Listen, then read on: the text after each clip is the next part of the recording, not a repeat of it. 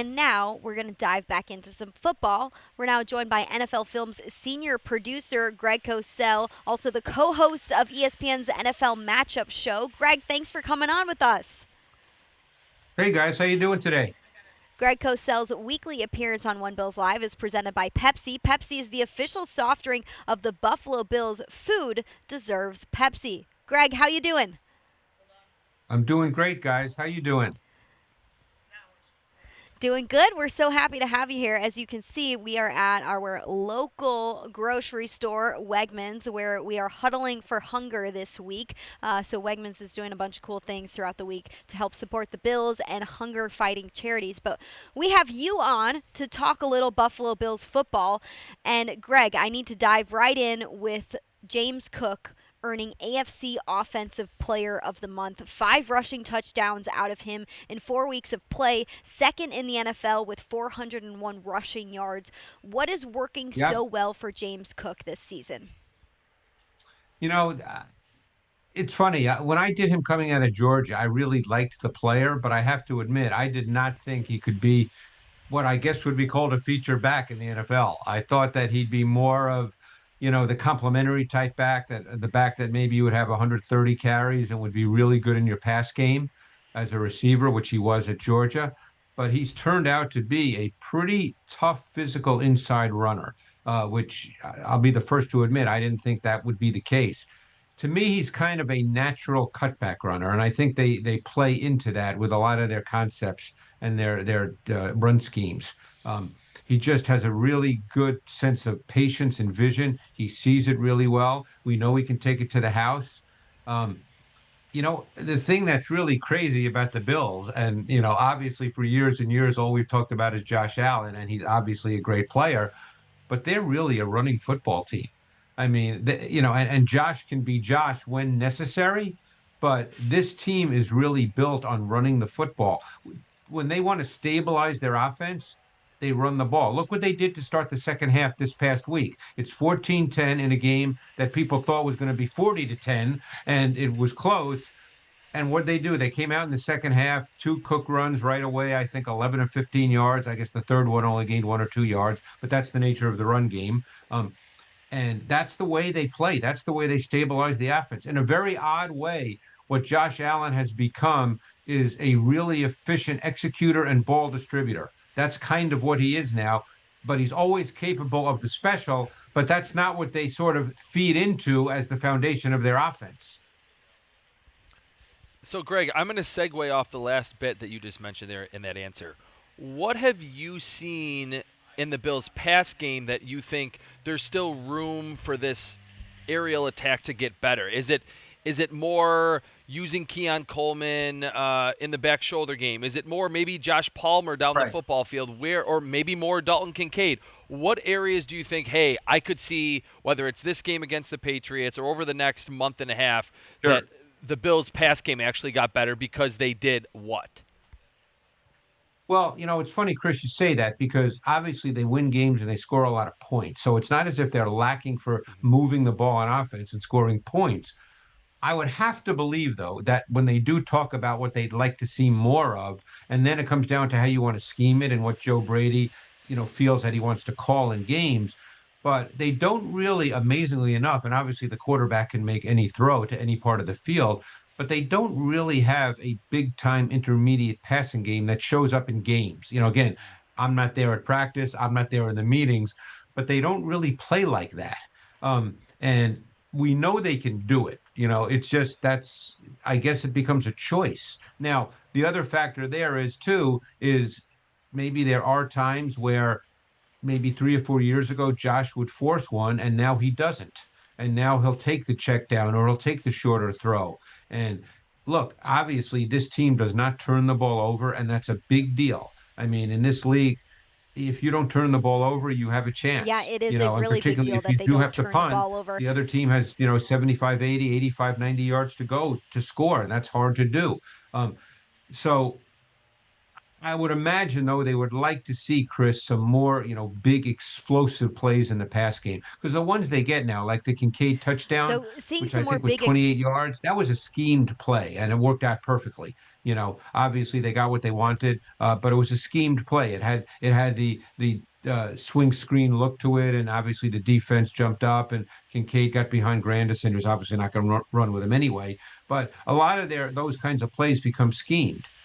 As opposed to, hey, Josh dropping back and kind of reading it and then throwing it at the intermediate levels. Dipping back into the run game, we talk about the fact that there could be more in this passing game, but in terms of what you're seeing out of the run game right now, Greg, I spoke to Chris earlier in the week, and one thing that Chris Brown said was, the Bills have expanded their playbook in terms of how Joe Brady is calling run plays. They're not just running the duo concept that they ran a lot last year. Greg, what are you liking about the way that Joe Brady is calling run plays in 2025?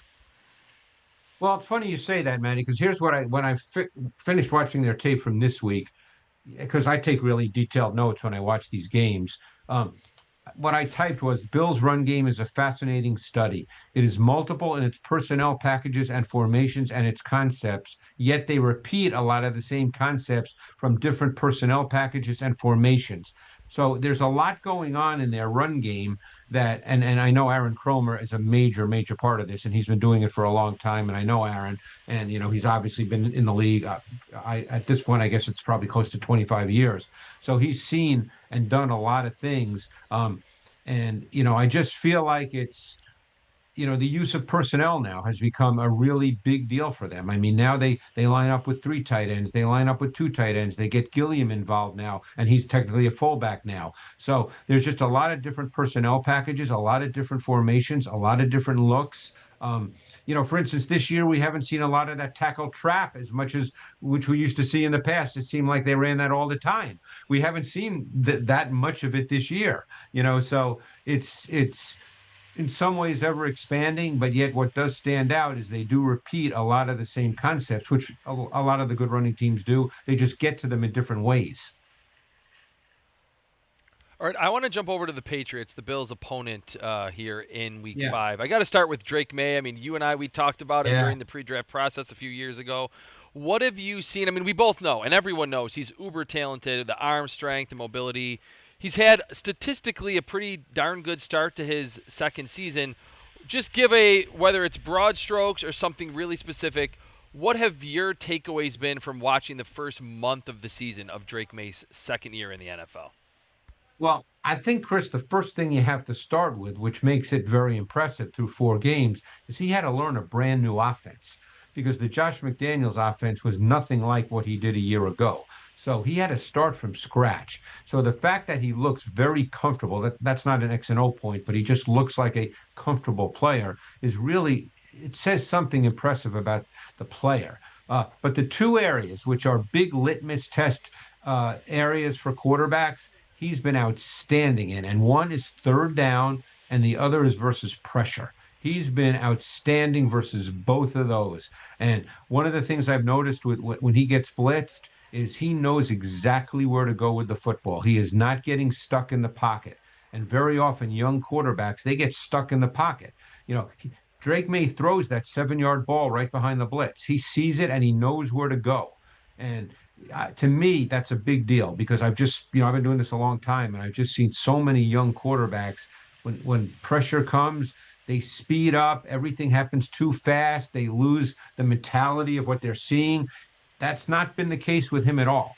And third down, everybody calls it the money down. That's the big down. And he's been very, very good on third down this year. And obviously he's got the movement ability that if he does feel like, hey, I don't have a throw, the progression isn't playing out the way I was hoping versus that particular coverage, he can use his legs, and he's good at that. And the other thing, he's not Josh Allen, and I don't make comparisons like that, but I got a chance to stand next to him and say hello to him at the combine when he came out, and he's a big, big man. I mean, you don't realize that sometimes till you stand next to some of these quarterbacks, because we've now accepted in the league that quarterbacks can play well being shorter guys. Years and years ago, Maddie, probably way before your time, Maddie, quarterbacks all had to be 6'4", 6, that was the way the game was. Now we've kind of accepted that, hey, you can be a really good quarterback in this league at 6 feet, 6'1", 6'2", the Baker Mayfields, those kinds of players. But Drake Maye is a big man, and to me, that's a trait. That factors It in. is. And Chris, no, he does a ton of college work just like I do. To me, that's a trait Hmm. that factors into an evaluation. Yep. You spoke about Drake May's ability to be mobile in the pocket. I think back to the Bills game against the Dolphins where they were getting Tua Tagovailoa to move out of the pocket quite a bit and move behind the line of scrimmage, but the Bills defensive line couldn't get Tua Tagovailoa on the ground with as many opportunities as there were to get Yeah. Tagovailoa on the ground. May has been sacked 13 times. Is this a good opportunity for Buffalo's defensive line to have a chance at getting May on the ground? Why has May been sacked so many times? I mean, I think young quarterbacks do at times have a tendency to hold the ball. In certain situations, he's done that at times. That's part of the growing process, I think. Um, you know, to me, that's not an extreme amount. I mean, they played 4 games. It's not like he's been Hmm. sacked, 6, 7 times a game. I can't remember every sack. I've watched obviously every game, so I can't remember all the details on that. But the one thing that I will say, and it'll be interesting in this game, and just to sort of move it in another direction, if I could, one of the things that has really Yeah. stood out watching the Buffalo defense this year is they've struggled to stop the run, guys, and you guys know that. And while the Patriots have not been a great running football team, obviously they have Stevenson. They drafted Henderson in the second round, a player I really like coming out. I don't know what you thought, Chris. I really liked Henderson a lot. They just haven't been able to get a consistent run game working. And it'll be interesting to see because I guess Ed Oliver, I don't know what his status is. I guess has he not practiced this week? I don't think he has. Maybe I'm wrong. I'm not there, but that could be a big loss. Deion Walker has actually played pretty well, getting more and more snaps every week. But for some reason, they've just not done the job that I know Sean McDermott and staff would like them to do versus the run. And you hope that any given week that's not a huge, huge factor in how the game gets played out. Okay, Greg. So I wanted to also talk about the Patriots on the defensive side. They have some Yeah. horses up front. We don't know if Milton Williams is going to play. He returned to practice Yep. today actually with a knee injury.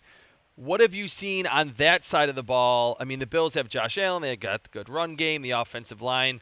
But with Mike Vrabel being a former linebacker, defensive-minded coach, what have you seen in terms of improvements from this Patriots defense from the Patriots defense a season ago? Yeah, I kind of like their defense, Chris. I mean, I think they've got some really solid type players. Maybe not superstars, but I think it's a well schemed defense with good players. You look at guys like Robert Spillane. I mean, he's been a really good player for years. Maybe a lot of people don't know about him, but he's one of those glue type players. Barmore's a good player. Now that they've got Gonzalez back, they're really good at the corner position. Um, the rookie who won the starting job at safety, Craig Woodson. I did him coming out of Cal. Amazingly enough, Cal had like 4 guys that are really important guys that were drafted that are in the league now. I really liked him as well. I mean, this is actually a pretty good defensive unit. They're not flashy. They're not going to pressure you a ton necessarily. Sometimes 4 games it's more team and opponent specific, so you don't know necessarily what the trend is. You never know in a given game how they might approach a specific opponent. But they haven't been a heavy blitz team through 4 games. So, but it's just to me a solid defense. They're playing a team in Buffalo that is very balanced on offense. With a quarterback that any Have you given just read play it? can be special. It's a hard offense to play against Okay. Oh, okay. because they run it so consistently and so well. And then you've got Josh Allen. So it's been a solid defense for New England, and that doesn't surprise me with Mike Vrabel there.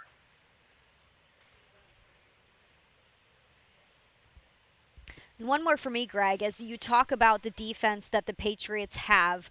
I can't help but think about their rushing defense going up against Buffalo's rushing offense. I mean, allowing under 80 rushing yards per game, I as we've know. Yeah. touched on a little bit, and the Bills averaging over 160 rushing yards per game. Why will this be such a good test for this multiple rushing offense that we're seeing out of Buffalo to start the season? Well, Maddie, one thing we know for sure is that the Bills aren't going to change the way they play. I mean, this is kind of who they are, and it was the way they were last year as well. Now, again, does that mean that, they're going to come out running the ball? I mean, they could certainly come out and have Josh throw it a little bit. I mean, they're more than capable of doing that. But I think in terms of who the Bills are offensively, how they want to play, how they want to establish what they are, this will be a good test. This is a good run defense. Vrabel is the kind of guy all week long is making this a game of manhood on that side of the ball. That's what coaches do. It's a game where, hey, you got to buck up if you're the defense and you got to just stop these guys. We have to be more physical than they are. That's what it often comes down to.